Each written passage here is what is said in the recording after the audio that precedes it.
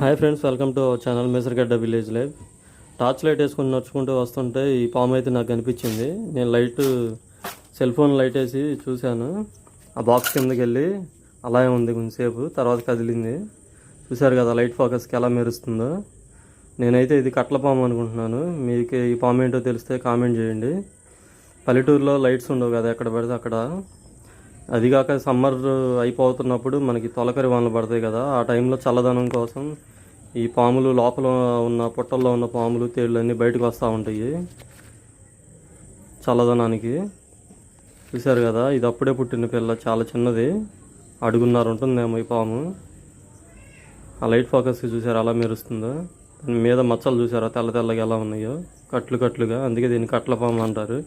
నేనైతే కట్ల పామే అనుకుంటున్నాను. మీకు తెలిస్తే కామెంట్ చేయండి. మాకు ఇది అలవాటే పల్లెటూరులో.